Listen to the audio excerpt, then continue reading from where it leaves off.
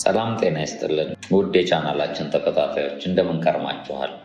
ቻናላችንን ሰብስክራይብ፣ ላይክ እና ሼር በማድረግ እንድትከታተሉ እንጋብዛችኋለን።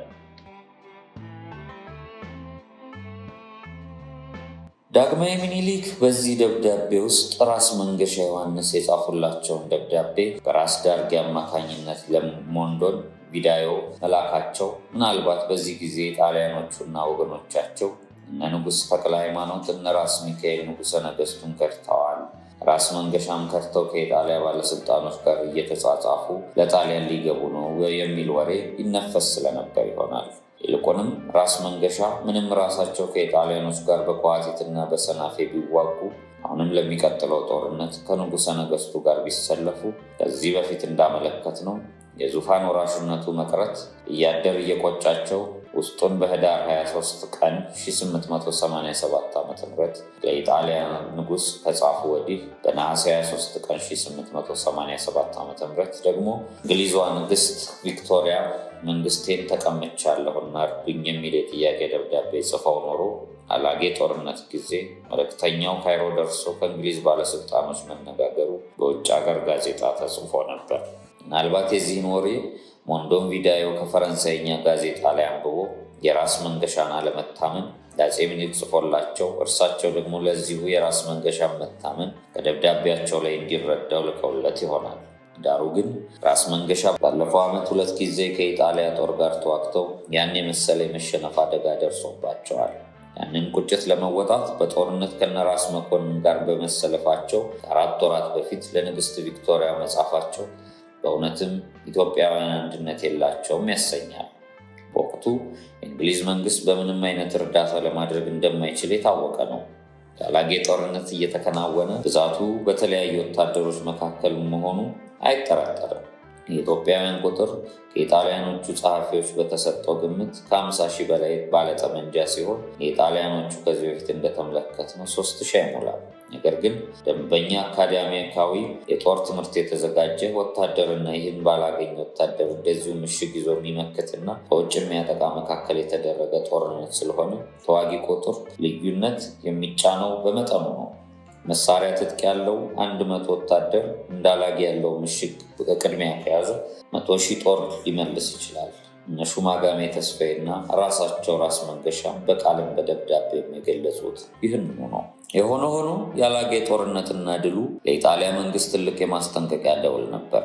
ጣሊያኖች ግን ይህን የደውል ድምፅ ሰምተው በመማር ጉዳዩንም አፄ ምኒልክ እንደተመኙት በትዕግስት ወደ ሰላም በማቅናት ፈንታ አውሮፓዊ ክብራቸው በአንድ ባልሰለጠነ አፍሪካ የጦር እንደተነካ በመቁጠር በኢጣሊያም በኤርትራም ያሉት ሁሉ ከቀድሞ የበለጠ አበክረው በመናደድ የሚበቀሉበትን ጊዜና ስፍራ ይመርጡ ጀመር። አዳዲስ ጦርም ከኢጣሊያ ሀገር ወደ ኤርትራ የሚመጣው ፍጥነቱ ከዚህ በፊት ከነበረው ይበልጥ ተቀላጠፈ። ቢሆንም ከዋቲትና ከደብረ ኃይላ ጦርነት ድል በኋላ ይህ የአላጌ ሽንፈት ኤርትራ ባሉት የኢጣሊያ ጦር መኮንኖች ዘንድ በፍጹም የማንበገርና የማንደፈርነን የሚለው ልባዊ ትምክህት እምነት አጠራጣሪ ሆነ። በአላጌ ውጊያ ጣሊያኖች አስገድደው ባሰለፉት የኤርትራ፣ የደንከል፣ የራያና የአዘቦ፣ የሀባብና የቦጎስ፣ የከረንና የሱዳን ተወላጅ ዘንድ ነገሩ የተገላቢጦሽ እየሆነ ሄደ።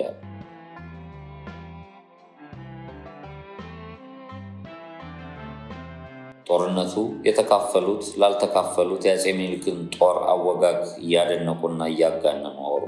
ከአላጌ ጦርነት በፊት በነበሩት የባንዳ ወታደሮችና በቅርብ የተመለመሉት በአገር ተወላጆች ዘንድ የጣሊያንን ማን ይችለዋል የሚል እምነት አድሮ ነበር። አሁን ግን በተለይ ጦርነቱን ተካፍሎ የሸሹትና ለሌሎች ያወሩት ያለቆቹን የነገበየሁ አባጎራን የነታፈሰ አባትንታግን አመራርና የወታደሩን ድፍረትና ጀግንነት በዝርዝር ሲተረኩት በፊት የነበራቸውን እምነት ከመሰረቱ አናገው። በዚህ ምክንያት በአላጌ አካባቢ ያሉ የእንዳ መሆኔ፣ የበርገሌ፣ የእንደርታ፣ የዋጅራት፣ የሰለዋና የገራልታ ህዝብ በወረዳው መመስረትና ማስተዳደር ሹምሽር ማድረግ የጀመሩትን ኢጣሊያኖች እየተዉ ብዙ የትግሬ መኳንንትና ሹማምንት ከነጭ ፍራቸውና ከነመሳሪያቸው እንዲያውም አንዳንዶቹ ጠላትን እየወጉ ወደ ወገናቸው በመደባለቅ የኢትዮጵያን ጎራ አጸኑት። የኢጣሊያ ጠቅላይ ግዛዥ ነገሩን ሰምቶ እንደነ 100 አለቃ ገንቢ የመሳሰሉትን ሹማምንት የላካ አንዳንዶቹን ቢያስጠብቃቸው ሁሉም በየጊዜው እየመጡ ለራስ መኮንን ይገቡ ጀመሩ። እዚህም ትልቁ የራስ አርያ ልጆች ደጃች ተድላ አባጎበን ልጅ አብርሃ፣ ደጃች ገብረ ሚካኤል፣ ሹም ደራ መንገሻ፣ ደጃች ብሩ ናቸው። ራስ መኮንንም የገቡላቸውን ሁሉ ፈቃደኞች የሆኑትን ለራስ መንገሻ ዮሐንስ አስረከቧቸው። ወደዚህ እየከዱ የመጡትን ሹማምንት ለማገድ መጥቶ የነበረውን ቴንቲ ጋምቢን ቀደም ብለው የገቡት ደጃች ተድላ አባጎበን ማርከው ይዘው ከእርሳቸው ጋር እስረኛ ሆኖ አገር ለአገር ከዞረ በኋላ በመጨረሻ ደጃዝማቹ ራስ መኮንን አስረከቡትና ባላጌ ጦርነት ላይ ከተማረኩት ከሌተናል ሰካላ እና ከሁለት ዝቅተኛ መኮንኖች ጋር ተደባልቆ በራስ መኮንን ሰፈር ብዙ ጊዜ ቆይቷል። በኢትዮጵያ በኩል ምንም እንኳን የወታደሩ ድፍረት የመሳፍንቱ ህብረት በጣም ቢያስደስታቸውም ዳግማዊ ምኒልክ ልባቸው በኩራትና በትምክህት አልተሞላም። በተለይ አዲስ አበባ ፈረንጆች ፊት የጦርነቱንም ደረጃ ዝቅ በማድረግ በነፊት አውራሪ ገበየሁና በነቀኛዝማች ታፈሰ ወደ መላከክ እያዘነበሉ ነገሩ እንዳይባባስ ያላቸውን የልስላሴ ፖለቲካ በጽሑፍም በተግባርም ያሳያሉ። ራስ መኮንንም የተከተሉት ይህንኑ አርያ ነው። በዚህ ምክንያት ህዳር 28 ቀን በተደረገው ጦርነት ማጆር ቶዞሊ፣ ካፒቴን ካኖቬቲ፣ ካፒቴን አንጌራ፣ ካፒቴን ፔርሶኮ እና ሌሎችም ሹማምንት በድምሩ 5 ካፒቴኖች፣ 10 የመቶ አለቆች እና 2 ምክትል የመቶ አለቆች በጦርነቱ ላይ ሞተዋል። ራስ መኮንን ከጦርነቱ በኋላ እነዚህን ሬሳ ከያለበት አስነስተው ራሳቸው በሰልፍ ቆመው እዚያው አላጌ አጠገብ በሚገኘው ቤተ ማርያም በሚባለው ቤተ ክርስቲያን በክብር አስቀበሩላቸው። ከዚህም በፊት እንዳነበብነው ማጆር ቶዞሊ አምና በ1887 ዓ.ም ደጃች ባህታ ሀጎስ ከራስ መንገሻና ከአፄ ምኒልክ ጋር ተላልከው ቴንቲ ሳንጉኔቲን አስረው የሸፈቱ ጊዜ አሁን ባላጌ ያለቀውን ጦሩን አስከትሎ በኃይላይ ወቅቶ ከገደላቸው በኋላ ሬሳቸውን በሜዳ ጥሎ ለመቀጣጫ በማለት አላስቀበረም ነበር። አሁን ራስ መኮንን እርሱንና ወገኖቹን በክብር ሲያስቀብሩ የደጃች ባህታ ሀጎስ ወንድሞች እና አዝማች ሰንጋል በዚያው ነበሩና የእኛን ወንድም ያላስቀበረው ቶዞሊ ለምን ይቀበራል ብለው ተከራከሩ።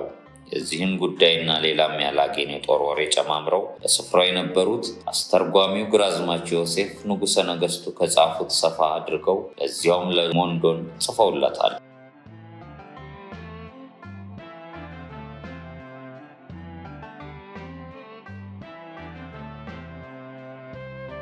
ይድረስ ከሙሴ ሞንዶን ከዚህ ቀደም ያላጌን ጦርነት የምስራች ጃንሆይ የላኩበት ጊዜ የጦርነቱን ሁኔታ ውጊያቸውን ሳልክቦት የቀረሁት ከመንግስት ቤት የሚመጣው ደብዳቤ የተተካከለ ወሬ መሆኑን ይገባዋልና የሆኑና ወሬ ጨርሼ ልክሎታለሁ። ከዚህ ቀደም ጃንሆይ ሳይልኩ ራስ መንገሻ ከጀኔራል ባራቴሪ ጋር እርቅ ለማድረግ ጀምረው ነበር። በእርቁም ሲመላለሱ የነበሩ አባ አናንያ የሚባሉ የኢየሩሳሌም ይኖሩ የነበሩ ሞሎክሴ ሊቀ ወልደ ኢየሱስና ግራዝማች ሳዶር ናቸው። በመጨረሻው ግን አፄ ምኒልክ ለጦርነት ሲመጡ እናንተ ለእርቅ አልመጣችሁም፣ ሰላዮች ናችሁ ብሎ አሰራቸው። ከዚህ በኋላ ሞት ይገባችኋል ብሎ ሊያስደበድባቸው ሳለ ሌተናል አስካላ የሚባል ከሹሞቹ መካከል ተነስቶ መልእክተኛ ወጊድ ይባላል እንጂ ይሞታልን ብሎ ከሞት አተረፋቸው። ሞት ቢቀርላቸው እስራት አይቀርላቸውም ብሎ አስሮ ምጽዋ ሰደዳቸው። ይህም ሌተና አስካላ ዛሬ አላጌ ላይ የተማረከው የመድፈኞቹ አለቃ ነው። ጃንሆይም የእጁን መሬት ጨርሰው በታኅሳስ 4 ቀን አላማጣ ከሚባል አቀበት ከግርጌው የዋክሹም ግዛት ክፍል የሚሆን ሰፍረው ሳሉ የአላጌን ጦርነት ድል የማድረግ የምስራች መጣላቸው።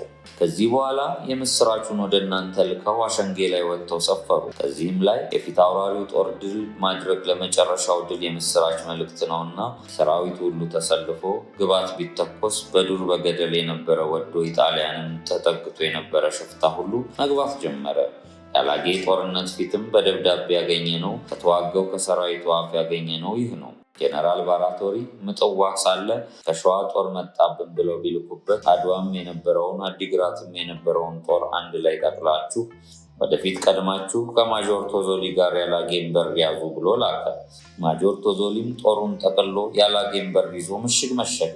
ጄኔራል ባራቴሪም አምባ ነው፣ መንገዱም እንኳን የ4 ራሶች ጦር አንድነት ሆኖ ለመሄድና የአንድ ፊት አውራሪ ጦር ለማስጓዝ እጅግ ያስጨንቃል ብሎ ነው ይህን ያደረገው። በህዳር 27 ቀን የፊት አውራሪ ገበየው ጦር ካላጌ ወዲህ ዳቦር ከሚባል ሜዳ ሰፈረ። የቀሩትም ራሶች ወደ ኋላ ሰፍረው ነበር። በ28 ቅዳሜ ጠዋት ፊት አውራሪ ሰፈር ላይ ማጆር ቶዞሊ መድፍ መተኮስ ጀመረ። የጃንሆይ ሰራዊት ግን ሰንበት ለማክበር ያን ዕለት ለመዋጋት ፈቃድ አልነበረውም። ነገር ግን ጠላት ከተነሳ ወዲያ ጊዜ መስጠት የሞኝ ስራ ነው ብለው ኋለኛው ጦር ሳይደርስ ፊት የነበረው የፊት አውራሪዎች ጦር እጅግ የሚያስጨንቀውን ዳገት በእግርና በፈረስ ወጥቶ የጦሩን ገዳም አፈረሰው። መድፉም የተያዘ ማጆር ቶዞሊም ከባልንጀሮቹ ጋር ከዚያው ሞተ።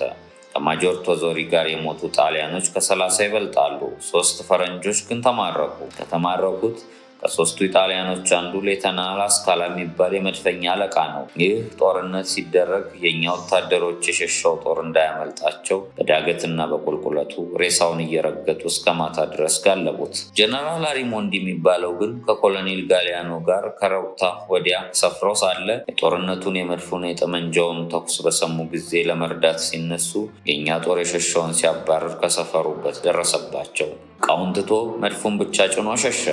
የእኛም ሰው ተከትሎ ብዙ ሰው ፈጀበት። ጨለማ ገላገላቸው። ኮሎኔል ጋሊያኑ መቀሌ ከርድ ገብቶ አደረ። የተማረኩት መድፎች 4 ናቸው። የተማረከው ዕቃ ግን የይሩ ባሩድ፣ የዱቄቱ፣ የብሩ ጠመንጃው ባላገር ማረከው። እስካሁን ይለቅማል።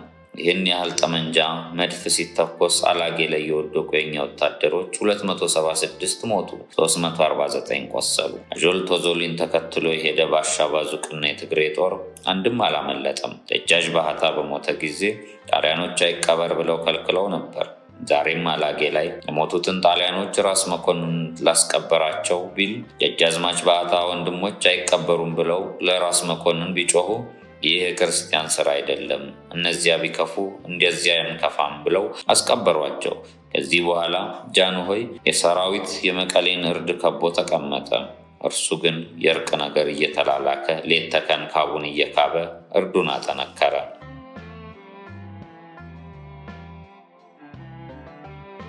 ላይ በግራዝማች ዮሴፍ ጽሑፍ እንደተገለጸው ጀነራል አሪሞንዲ ለማጆር ቶዞሊ ድጋፍ ለመሆን 1500 ጦር ይዞ ሌሊቱን ወደ አላጌ ለመድረስ ሲገሰግስ አድሮ በ4 ሰዓት አፍጎል ደረሰ።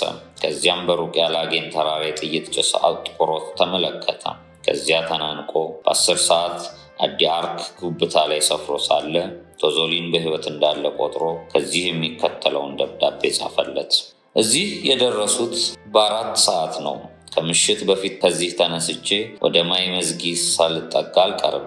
የጠላት ጦር በርክቶ እንደሆነ ወደኋላ እንድመለስ ጠቅላይ ገዢ በጥብቅ ያዘዘውን ልኬልሃለሁ። ያንተ ጦር ወደኋላ መለስ ቢል ከኛ ጦር ጋር ተገናኝቶ ከዚያ ሁሉም ጦር ተጠቃሎ ለአገር ገዢው ባራቴሪ ጋር መቀሌ ላይ ይጠቃለላል። ጥይትና ዱቄት የያዙትን የብርኬን የአገር ተወላጅ ሹም ሰዎች የቲኔንቲ ኬያሪኒ መሪነት መጥተዋል። አሪሞንዲ ይህን ለቶዞሊ ጽፎ ሳለ ደብዳቤው አላጌ ሳይደርስ በ10 ሰዓት ተኩል ላይ ከጦርነቱ ቦታ የሚሸጡትን ኢጣሊያኖችና የባንዳ ወታደሮችን የሚያባርሩትን የነራስ መኮንን ወታደሮች ደርሰው ተኩስ ከፈቱበት። ዝርዝር ወሬውን ከሞት የተረፉት 300 ባንዳዎች ከ3 የኢጣሊያ መኮንኖች ጋር ደርሰው ነገሩት። ካላጌ የሸሹት ራስ ስብሃት ጀነራል አሪሞንዲን ባገኙት ጊዜ ከ6 ሳምንት በፊት በጠላት ላይ ተጠንቀቁ፣ ከኛ በቁጥር ይበልጣልና ለምን ሰራዊት በአንድነት አትሰበስቡም ብዬ አገረ ገዢው ለባራቴሪ ነግሬው ነበር። ያለዚያም ቢሰማኝ ኖሮ ይህ ሁሉ እልቂት አይደርስብንም ነበር ብለው ብስጭትና ቁጣ ጭምር ነገሩት። ከዚህ በኋላ አብራሪዎቹ መተኮሳቸውን ሲቀጥሉ የጀነራል አሪሞንዲ ፈረስ ተመቶ ሞተ። ቢሆንም የአንዶኔ ክፍል ወታደሮች ጠንከር ብለው ስለመከቱ አደጋ ላይ የተገኘው ጀነራል አሪሞንዲ እና ወታደሩ የመሸሽ ጊዜ አግኝቶ 12 ሰዓት ከሩብ ላይ ተኩስ ጋብ ስላለ ጊዜውንም ምሽት ስለተከተለው በራሪዎቹ የአፍጎልን ሜዳ አቋርጠው ከሌሊት በ10 ሰዓት መቀሌ ገቡ። አላጌ ጦርነት በጠቅላላው የጣሊያኖቹ ወገን 2000 ወታደር ማለቁን ጠቅላይ አዛዥ ባራቴሪ በጻፈው መጽሐፍ አረጋግጧል። ስለዚህ ከዘመተው ጠቅላላ ጦር የተረፈው 350 ግድም ብቻ ነው ማለት ነው። በእኛ በኩል በግራዝማች ዮሴፍ ደብዳቤ ላይ እንደተገለጸው የሞቱት 276፣ የቆሰሉት 349 ናቸው።